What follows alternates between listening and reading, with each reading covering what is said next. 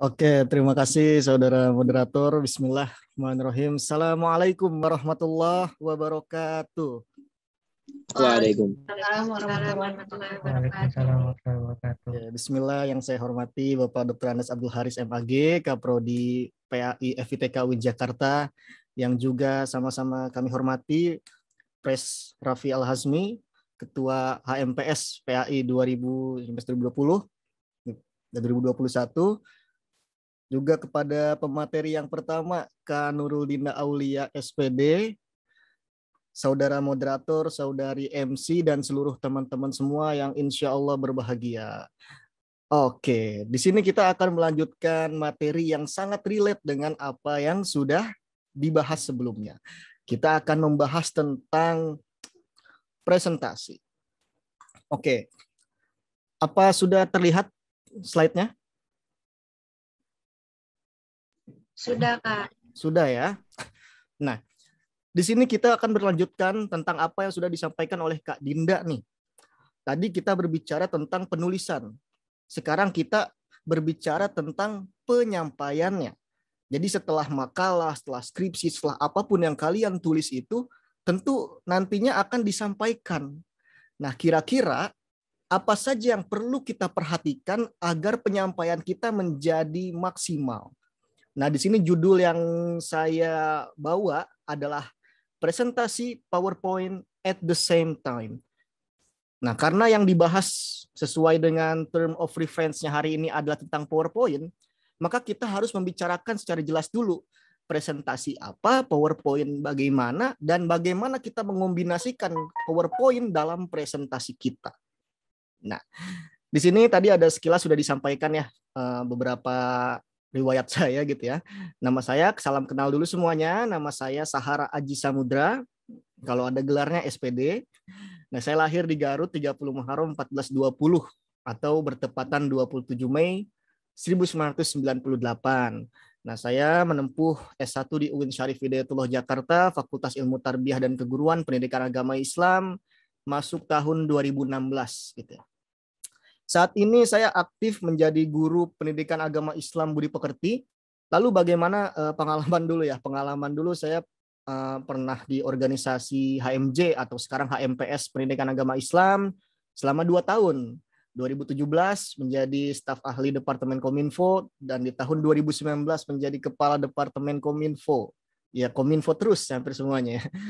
Lalu sempat hijrah ke Dema FITK di tahun 2018, balik lagi tetap menjadi Kominfo.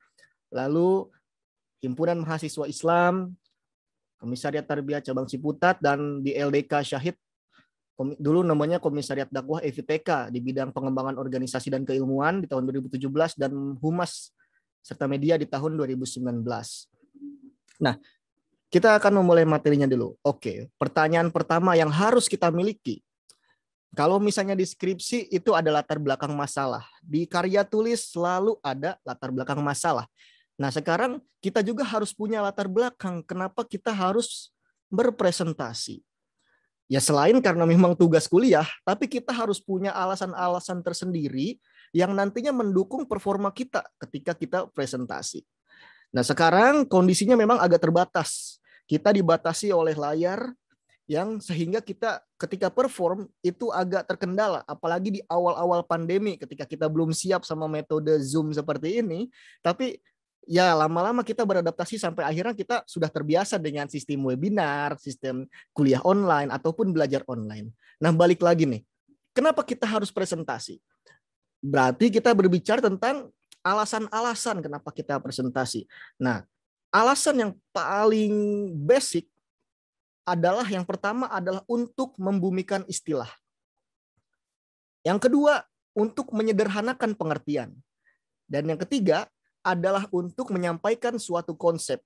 Nah, ketiga hal dasar ini secara garis besar bisa disimpulkan menjadi sebagai suatu usaha untuk membicarakan ide. Nah, apa sih ide itu yang dimaksud? Nah, ide ini tergantung apa yang akan kita presentasikan. Ketika kita mempresentasikan makalah kita, berarti kita ingin membicarakan isi makalah kita. Dan oleh karena itu, kita harus tetap terpaku kepada tiga hal ini. kita harus bisa membumikan istilah-istilah yang ada di dalam makalah kita. Kita juga harus bisa menyederhanakan pengertian-pengertian yang terkandung di dalam makalah kita, sehingga kita juga bisa menyampaikan suatu konsep. Nah, semua itu dengan tujuan agar cepat tersampaikan. Nah, ini dia nih yang membedakan presentasi dengan menulis.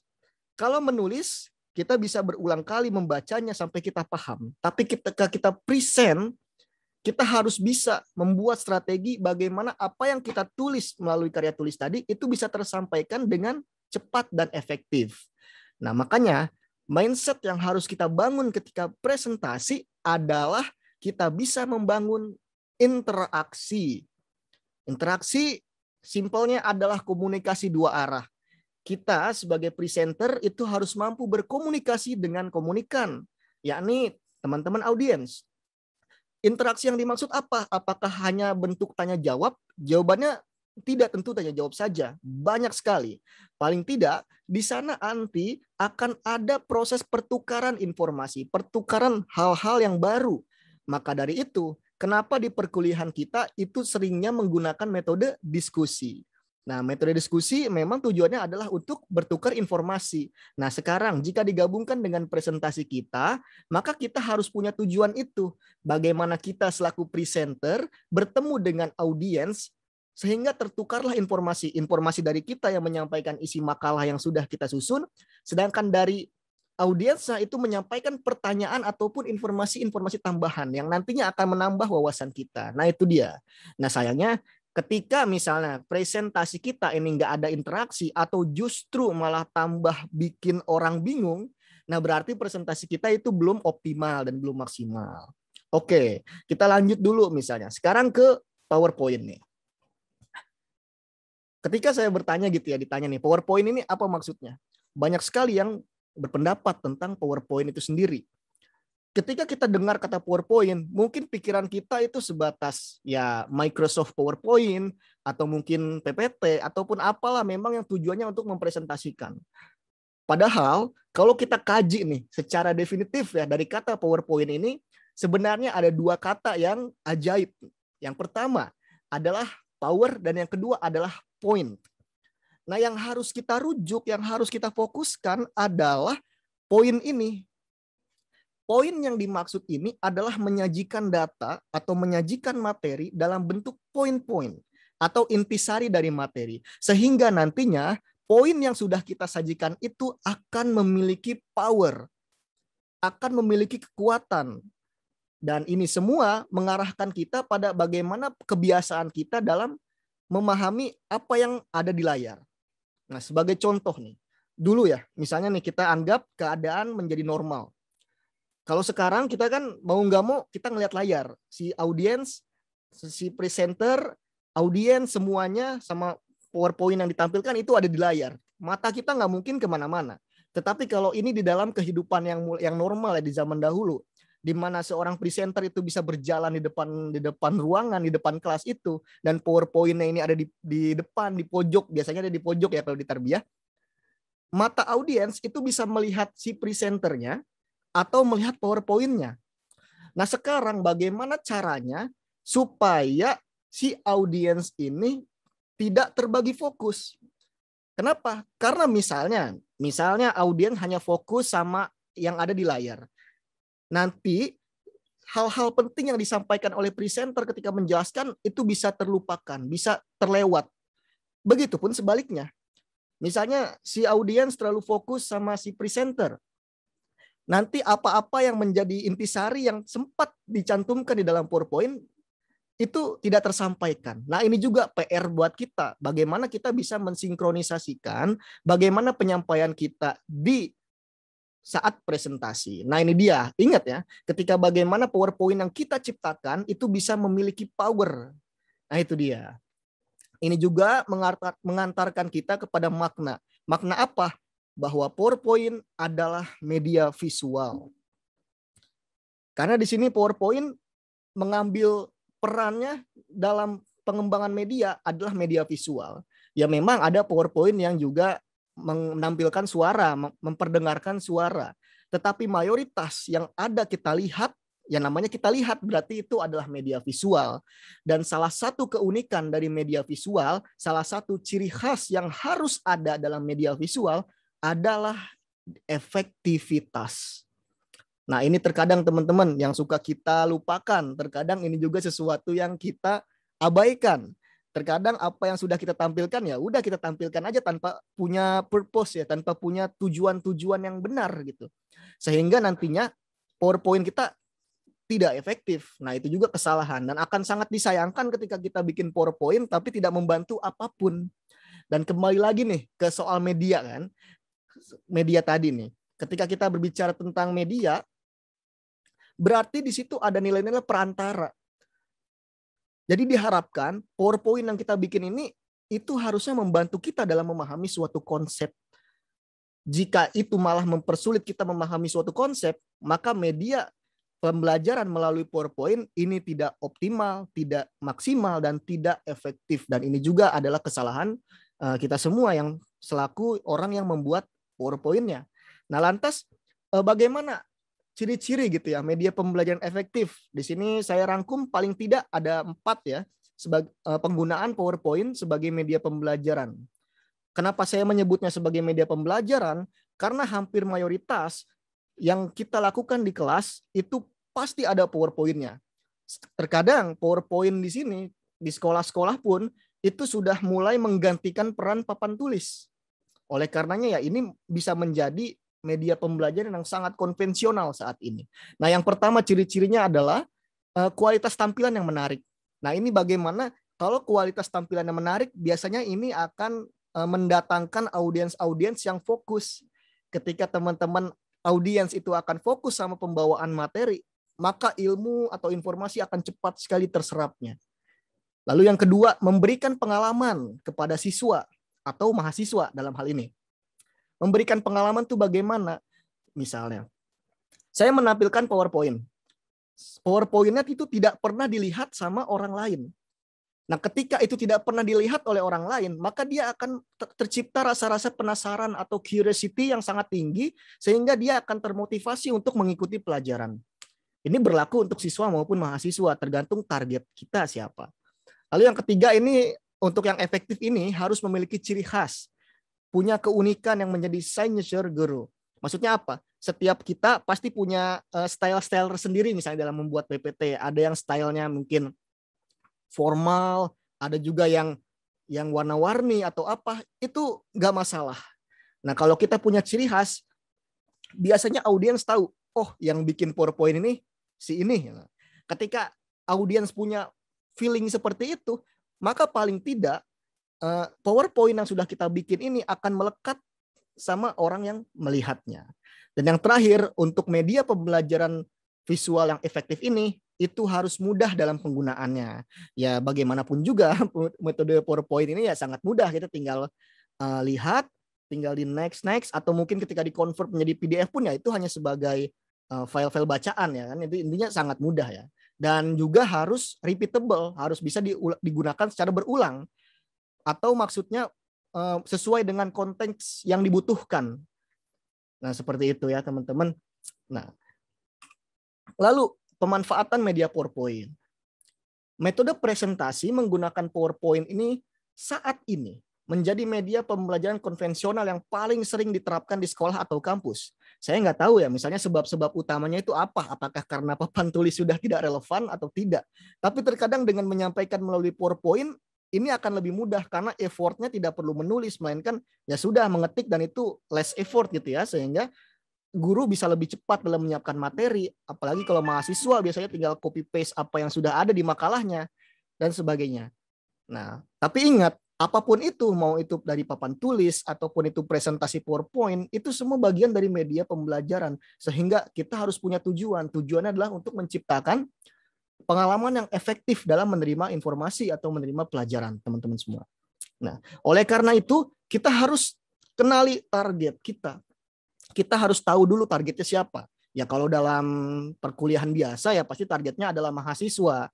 Dan mahasiswa ini biasanya cenderung nggak mau ribet.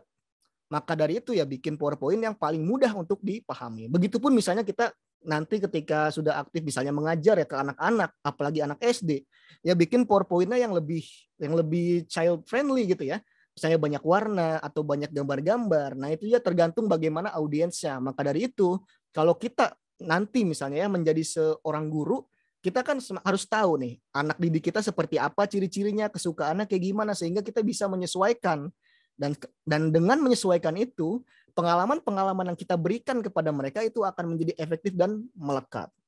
Dan lalu apa saja yang perlu diperhatikan dalam membuat PowerPoint? Nah, ini apa saja ya? Apa saja ini sebenarnya banyak banget. Cuma di sini saya akan membuat sebuah contoh dulu nih. Perhatikan contoh berikut. Ini adalah skenario di kelas yang pernah saya ujikan sendiri dulu. Problemnya gini. Guru ingin mengenalkan peserta didik tentang sejarah perkembangan Islam di bumi Andalusia. Nah, ini ada di pelajaran SMA atau MA kelas 11 ya. Pertanyaan 1. Bagaimana cara Anda, maksudnya presenter, menunjukkan di mana letak Andalusia? Ingat, kita berasumsi bahwa anak-anak atau siapapun ini nggak paham Andalusia itu di mana. Karena kalau sekarang kita cari Andalusia itu bukan sebuah negara, tapi suatu wilayah yang sempat terkenal dulu ya. Makanya dari situ kita perlu memberitahu kepada anak di mana letak Andalusia. Nah, di sini ada banyak metode tentunya. Kita yang harus sadar. Metode pertama misalnya, kita menunjukkan peta dunia.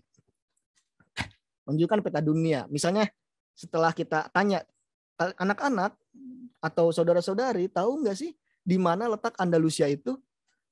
Dengan asumsi mereka nggak tahu. Nah, barulah dengan peta dunia kita bisa tunjukkan, oh ada di sini misalnya. Lama-lama mereka mulai terbuka, oh ternyata ada di situ. Tapi problemnya, ini ada problemnya juga nih. Kalau kita tunjukkan peta dunia, ini bisa tempatnya sangat umum. Sehingga sekalipun misalnya kita tunjuk di sini, anak-anak nggak langsung paham, wah itu di sebelah mananya, negara apa itu. Nah, nggak tahu kan. Makanya kita mungkin bisa menggunakan metode kedua nih. Ini metode kedua, menggunakan peta wilayah. Ini lebih jelas lagi. Sangat close up, sangat benar-benar dekat gitu. Andalusia, oh ada di sini, di kota ini ada apa nih, Cordoba, Écija, Almona, Seville, apalah itu. Tapi problemnya, anak-anak sudah tahu nih, wah detail banget ada di sini loh Granada, tapi dia nggak tahu ini tuh ada di mana. Dia cuma tahu, oh di Andalusia tuh misalnya ada Cordoba, ada Aracena, ada Ciplona, apalah itu ya. Tapi mereka jadi nggak tahu secara umumnya. Mereka tahu secara khusus, tapi mereka nggak tahu secara umum. Nah, akhirnya karena di sini belum disampaikan bahwa ini ada di negara mana, makanya saya punya metode yang cukup, saya bilang agak riskan di masa dulu ya ketika saya buat. Akhirnya ketika saya mengajar anak-anak ini, saya mau menunjukkan peta ini. Nah, ini adalah peta besar. Di sini saya tahu nih, anak-anak di masa itu, anak-anak yang saya ajar ini sangat hobi sepak bola. Sangat hobi sepak bola. Nah, bagaimana cara pendekatannya? Saya cari yang pendekatan dengan sepak bola. Karena di situ waktu itu mayoritas laki-laki banget ya. Terlalu kontras. Nah, saya tunjukkan dengan peta-peta peserta Liga Spanyol, La Liga. Akhirnya mereka paham, wah di sini ada misalnya ada Real Madrid, ada Barcelona. Oh, ternyata Andalusia itu ada di Spanyol. Nah, kesimpulan pertama itu. Kesimpulan pertamanya Andalusia ada di Spanyol. Tapi kan kita nggak mungkin mentah-mentah Spanyol secara umum, sedangkan Andalusia itu hanya wilayah kecil dari Spanyol di masa ini kan. Akhirnya barulah saya bagi wilayahnya, saya potong wilayah ini saja. Oh, ternyata ada Sevilla, ada Malaha, ada Granada. Oh, disitulah ternyata Andalusia. Akhirnya mereka sudah terbayang nih. Oh, ternyata dulu klub-klub bola yang sekarang main di liga itu dulunya pernah ada peradaban Islam. Oh, seperti itu. Akhirnya mereka semakin semangat gitu. Nah, karena mereka semangat, akhirnya mereka bisa meneruskan pelajarannya. Nah, kesimpulan dari 3 metode ini adalah efektivitas. Tergantung ya, ini semua ini nggak ada yang baku. Tergantung bagaimana targetnya yang tadi. Kalau misalnya ini ke anak-anak geografi, ya pasti udah paham dari jauh, oh Spanyol atau ini. Tapi kalau ke anak-anak yang benar-benar awam, cari yang paling dekat. Oleh karena itu, biasanya kita harus pakai cara yang aneh atau cara yang tidak biasa. Tapi bisa saja itu efektif tergantung bagaimana target audiensnya. Makanya kita harus kenali audiens kita. Nah, balik lagi nih ke bagaimana cara membuat PowerPoint yang menarik. Kita balik ke topik dulu. Tadi kan contoh. Ada 3 hal yang harus kita perhatikan untuk membuat PowerPoint menarik. Ini baru ngomongin menarik. Nah, ada 3 hal. Yang pertama adalah warna, huruf, dan komposisi. Nah, kalau ini kita berbicara tentang desain grafis, pasti sama. Ini relate juga. Warna, huruf, dan komposisi. Warna, kita bicara tentang color picker, berhubungan dengan warna, pemilihan warna yang tepat. Kenapa begitu? Karena warna yang tepat itu membantu mata kita menangkap pesan-pesan visual. Kalau PowerPoint kita boring, kalau PowerPoint kita monoton, otomatis mata kita jadi seakan-akan denial sama apa yang ada di hadapan kita. Dan ini sering kali terjadi. Misalnya ketika warna background hijau, warna tulisan merah. Mata kita nggak akan fokus melihat tulisan itu karena bikin sakit mata. Seperti itu. Lalu yang kedua, huruf. Nah, pemilihan huruf yang tepat ini akan mengefektifkan keterbacaan suatu pesan. Nah, karena untuk apa PowerPoint kalau misalnya nggak terbaca? PowerPoint kan tadi, balik lagi, tujuannya untuk membantu kita dalam memahami konsep. Oleh karena itu, keterbacaan adalah akses yang paling penting. Bahkan PowerPoint dengan background putih dengan tulisan standar, selama itu kebaca, itu jauh lebih efektif ketimbang PowerPoint yang rame tapi nggak kebaca. Nah, lalu yang ketiga adalah komposisi. Nah, kalau kita bicara tentang komposisi, maka kita bicara tentang tata letak, layout, atau tata susunan yang menyangkut kesatuan, irama, dan keselarasan dalam suatu karya. Nah, komposisi ini dikenalnya dengan asas keseimbangan. Misalnya contohnya nih di ilustrasi ini deh, di ilustrasi ini. Dalam satu layar di sini ada beberapa ini ya, di sini ada teksnya, di sini ada poin-poinnya, di sini ada grafik, di sini juga ada grafik. Nah, ketika semua ini menyatu dalam satu slide dengan rapih, dengan balik lagi keterbacaan, maka ini akan efektif dan enak untuk dibaca. Bisa dibayangkan misalnya saya menulis PowerPoint misalnya warnanya terlalu warna-warni yang terlalu tidak kontras dengan apa yang ada, maka ini akan membuat PowerPoint kita menjadi kurang menarik. Nah, kita ambil contoh nih. Contohnya, ingat ya, ini ada 2 slide PowerPoint yang dua-duanya menggunakan desain simple. Dua-duanya simple, hanya pemilihan warnanya yang berbeda. Gambar sama, font sama, tulisan sama, tapi beda warna. Nah, kita bisa lihat nih, headingnya pengertian belajar dengan warna merah, di sini dengan warna krem ya, warna kuning krem. Nah, di sini saja udah kelihatan kira-kira mata kita lebih enak buat lihat yang kiri atau yang kanan. Dan tampaknya secara natural lebih enak lihat yang kanan. Kenapa? Karena kendati di sini tulisannya hanya terkesan simpel sekali, tapi lebih kebaca. Padahal ini juga fontnya sama, fontnya font tebal, tapi warnanya yang berbeda. Dan ini ya bentuk ketidakefektifan dalam PowerPoint. Apalagi ininya nih, kontennya, isinya. Yang satu berwarna putih, yang benar. Yang satu berwarna hijau. Di sini kita lihat, kalau dari jauh ini kurang kelihatan. Kalau dari dekat, ini kurang asik aja warnanya gitu ya. Nah, ini dia pentingnya warna. Kalau misalnya warna kita yang kita pilih itu nggak tepat, maka mata kita akan sulit menangkap pesan-pesan visual atau informasi yang akan disampaikan di dalam PowerPoint tersebut. Next, tentang huruf. Nah, ini font maksudnya ya. Pemilihan huruf atau font yang tepat akan mengefektifkan keterbacaan suatu pesan. Ini masih contoh yang sama, hanya berbeda font saja. Warnanya sama, gambarnya sama. Yang ini fontnya font sambung ya, handwriting ya. Sini font sans serif. Bisa kita lihat nih. Kalau yang pertama ini masih kebaca, kenapa? Karena besar tulisannya. Oke lah, ini masih bisa dimaafkan kalau yang ini. Tapi yang ini, kalau misalnya kita nggak jeli untuk membacanya, maka ini akan sangat sulit untuk kita pahami. Apalagi jenis-jenis font sambung ya, atau font handwriting. Kalau font-font semacam itu biasanya akan sangat sulit untuk kita pahami langsung. Sedangkan ini jelas sekali kita bisa membacanya dengan cepat. Nah, biasanya juga ada font-font serupa yang paling sering dipakai, misalnya Comic Sans. Nah, Comic Sans itu ya kita mungkin pengen membawa presentasi ke arah yang lebih santai, makanya kita pakai Comic Sans yang kayak komik-komik itu. Tapi justru itu juga kadang membuat estetika dalam PowerPoint kita kurang. Kenapa? Karena balik lagi keterbacaannya akan sangat sulit. Nah, inilah kenapa. Kenapa makalah kita atau skripsi nanti itu font-fontnya kan disarankan untuk font-font yang standar. Ada yang pakai Times New Roman, di kampus lain ada yang pakai Arial, ada yang pakai Tahoma. Nah, basicnya font-font yang memang easy to read, untuk mudah untuk dibaca. Nah, kayak gitu. Lalu yang next nih, komposisi. Komposisi ini layout tadi ya, bagaimana dalam satu frame atau dalam satu slide, konten-konten yang ditampilkan itu bisa selaras, bisa seimbang. Tidak ada tabrakan antar komponen, antar objek. Nah, di sini contohnya nih, slide yang di sebelah kiri, pada basicnya ini sama. Ingin menjelaskan tentang hadirnya ICT dalam pembelajaran. Tetapi di sini headingnya juga sudah nabrak ilustrasinya. Nabrak layarnya itu. Bahkan karena dia nabrak, jadi agak sulit untuk kebaca, apalagi misalnya di tengah-tengah sini. Lalu yang bawahnya nih, yang bawahnya itu tentang kontennya ya. Kontennya juga sama, dia jadi kurang kebaca. Kenapa? Karena di dalam komposisinya itu ada font yang gelap, ada yang background yang gelap, ada juga yang terang. Yang kebaca itu paling yang tengah-tengah ini. Kenapa? Karena memang backgroundnya jadi kontras dengan tulisannya. Nah, sedangkan di sini kita taruh di bawah aja, ini udah cukup membedakan. Ilustrasi di sini, tabletnya tadi tidak terhalang, dan yang di bawah ini cenderung bisa terbaca. Hadirnya ICT dalam pembelajaran. Nah gitu, ini contoh dari 3 hal yang paling sederhana. Nah sekarang hampir ke yang terakhir sebenarnya nih. Nah ini kita bicara tentang presentasi makalah.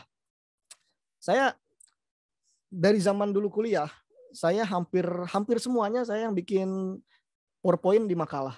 Selain karena saya gatel gitu kalau misalnya makalahnya isinya teks aja, saya juga jadi belajar lagi. Nah ini dia uniknya atau keuntungan orang yang membuat PPT misalnya di makalah kelompok, yaitu dia jadi baca dan jadi belajar.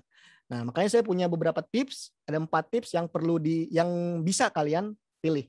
Yang pertama, pilih maksimal 3 ide atau materi untuk dibahas. Nah ini sebenarnya nggak baku nih, tergantung bagaimana submateri yang akan dibahas dalam silabusnya. Cuma biasanya kalau dosen itu ngasih ya 1, 2, 3 lah biasanya. Nah tapi ya kalau terlalu banyak ini akan cukup sulit. Tapi ya mau nggak mau biasanya kalau perkuliahan ya apapun aja kita ikutin ya. Nah kenapa di sini ada nomor 3, ada takaran 3? Kenapa? Karena jika kita memberi terlalu banyak informasi kepada audiens itu akan sangat sulit diserap. Apalagi materi-materi yang sifatnya ya full teoritis atau penuh falsafah atau apa. Dan ini terkadang bikin otak kita susah untuk mencerna. Apalagi misalnya ketika PowerPoint-nya bikin pusing juga. Nah itu dia. Lalu yang kedua tipsnya apa? Buatlah poin-poin ketimbang teks paragraf. Nah kalau misalnya di makalah kalian itu isinya paragraf, ya buatlah poin-poin di PPT kalian. Poin-poin ini tujuannya sama, adalah untuk memudahkan audiens dalam memahami konsep bahasan. Bisa juga nih, kalau misalnya lebih kreatif lagi, kita bisa menambahkan beberapa metafora atau amsal ya, perumpamaan untuk mengilustrasikan poin tersebut. Nah contohnya yang tadi lah, yang misalnya PowerPoint saya gitu yang menunjukkan Andalusia di mana, tapi saya pakai peta bola ya. Nah itu salah satu cara agar orang-orang yang menjadi audiens saya, karena kebetulan waktu itu anak-anak SMA, jadi mereka memiliki ikatan-ikatan tertentu dengan gambar yang saya tampilkan tersebut. Dan bisa juga perumpamaan-perumpamaan yang nantinya bisa mendorong audiens itu untuk mengikuti kelas atau kuliah yang kita sampaikan. Yang ketiga, gunakan slide kosong saat fokus berbicara. Nah, maksudnya ini bukan slide yang blank ya, bukan slide putih kosong gitu. Maksudnya biasanya slide itu ada judulnya aja. Supaya apa? Supaya si audiens ini nggak hanya ngeliatin PowerPoint-nya. Biasanya kalau kita pakai, misalnya nih contohnya nih, dalam slide ini kan ada full tulisan. Ketika saya bicara seperti ini, teman-teman audiens bisa aja milih buat baca ini ketimbang dengerin saya. Nah, alangkah baiknya nanti ketika misalnya ada pembicaraan panjang atau proses internalisasi ilmu yang benar-benar butuh fokus yang tinggi. Nah, di belakang itu, di slide-nya itu lebih gunakan slide kosong. Slide-slide simple. Bisa aja isinya misalnya tips membuat PowerPoint. Terus saya ngomong. Nah, dan kalian sebagai audiens nggak mungkin ngeliatin tips PowerPoint tapi nggak ada kontennya. Makanya karena nggak ada konten di PowerPoint, makanya kalian nantinya akan fokus ke saya aja. Nah ini tergantung ya. Kalian yang bisa menentukan kira-kira di mana tepatnya slide kosong yang bisa dipakai. Lalu yang terakhir di sini, sertakan pertanyaan atau call to action untuk audiens. Bisa jadi biasanya ini di sesi tanya jawab biasanya. Misalnya di sesi tanya jawab kalian tulis Q&A session, atau mungkin apakah ada pertanyaan. Dengan adanya slide yang berisi call to action tadi, sesi pertanyaan tadi, nanti audiens yang sempat kesambet ya, misalnya lagi fokus tiba-tiba hilang fokus dikit, pas balik lagi dia langsung paham, oh ternyata sekarang lagi sesi tanya jawab. Kayak gitu. Jadi kita berusaha sebaik mungkin untuk menciptakan fokus kepada audiens kita.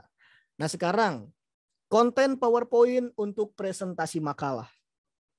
Ya pada prinsipnya ini sama nanti ketika kalian skripsi, apa aja yang harus ditampilkan. Cuma ya karena konteksnya makalah nih, di sini ada beberapa hal yang menurut pengalaman dan menurut saran-saran para dosen itu wajib harus ada. Yang pertama adalah slide judul. Slide judul ini isinya ya identitas pemakalah, judul materi, atau lebih baik misalnya ada tanggalnya, dan sebagainya yang sekiranya esensial untuk ditampilkan. Lalu yang kedua adalah latar belakang masalah. Nah, biasanya sayangnya ini ya, dari evaluasi yang sudah saya dapatkan, biasanya latar belakang kita ketika menulis makalah itu kadang nggak dipedulikan. Justru harusnya poin-poin yang ada di latar belakang masalah ini, itulah yang menyebabkan kita nulis makalah. Tuliskan saja misalnya kita mau ngebahas tentang misalnya perbandingan mazhab misalnya. Ya tulis kenapa masalahnya. Oh ternyata banyak orang-orang yang belum tahu terhadap fikih ini misalnya. Ya udah tuliskan.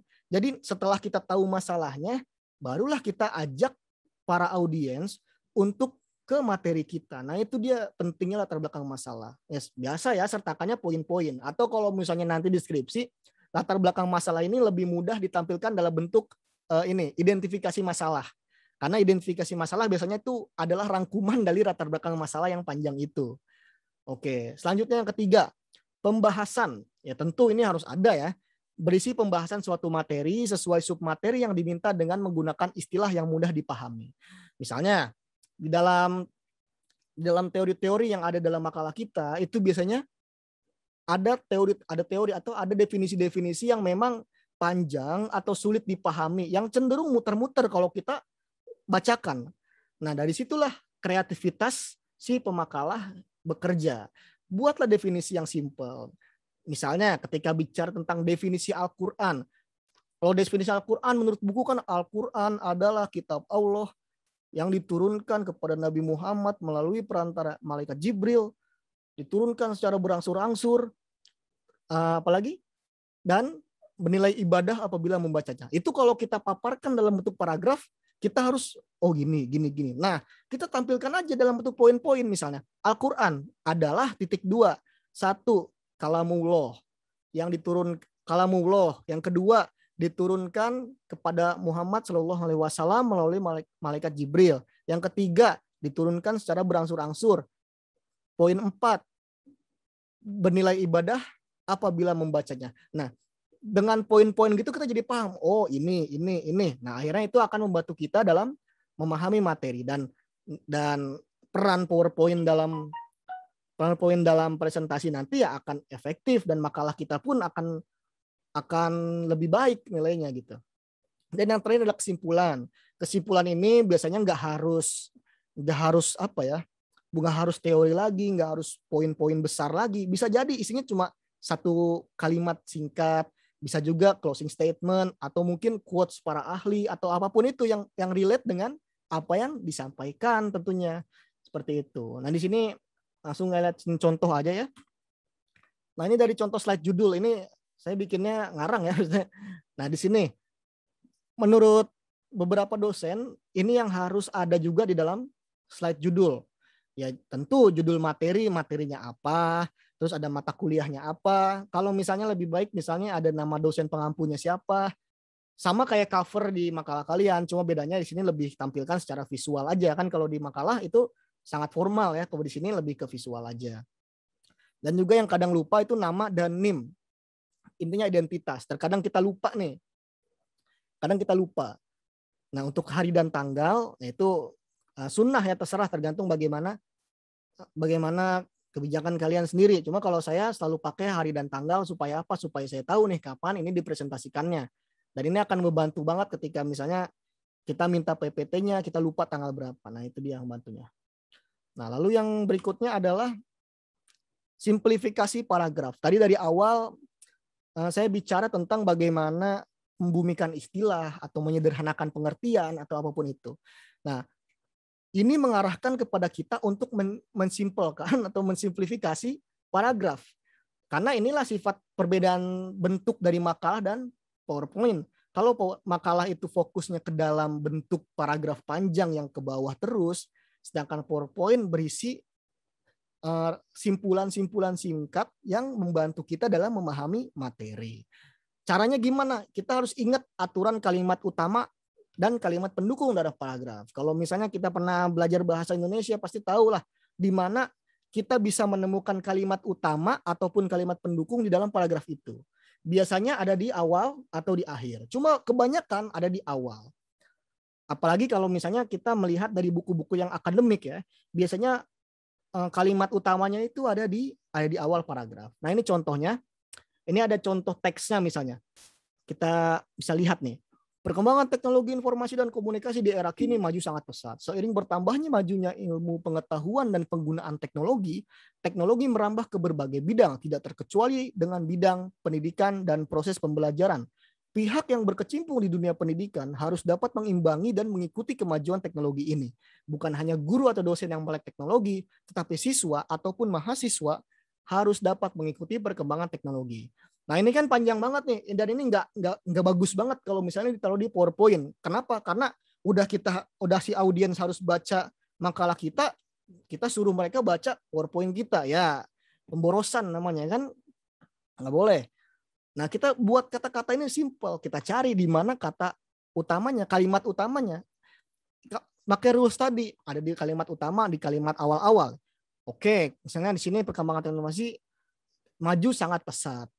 Lalu yang sini ada yang kedua, tidak terkecuali dengan bidang pendidikan dan proses pembelajaran. Nah, di situ akhirnya kita membuat simplifikasi, kesimpulan kita sendiri. Apa kesimpulannya? Nah, kita buat simpulannya simple. Hadirnya ICT dalam pembelajaran, teknologi informasi dan komunikasi berkembang dengan sangat cepat mendorong adanya perubahan.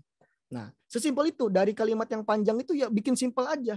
Supaya ya otak kita, supaya otak audiens, supaya fokus audiens ini tidak terbagi, tidak membaca dua kali, melainkan dia membaca dan melihat kita menjelaskan secara lebih detail. Nah, ini salah satu contohnya. Di sini kebiasaan yang sering saya gunakan ya. Makanya orang-orang yang biasa dapat kebagian ngedit PPT, biasanya harusnya dia punya keuntungan dalam membaca materi lagi sehingga membantu dia untuk mendapatkan pemahaman yang lebih gitu.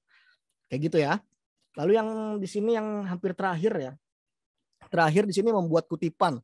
Ini kutipan yang dimaksud ini biasanya closing statement atau bisa juga dalam bentuk definisi sebenarnya. Cuma di sini contohnya gini. Membuat kutipan di sini bisa dipakai sebagai pernyataan penutup atau closing statement sebelum mengakhiri presentasi.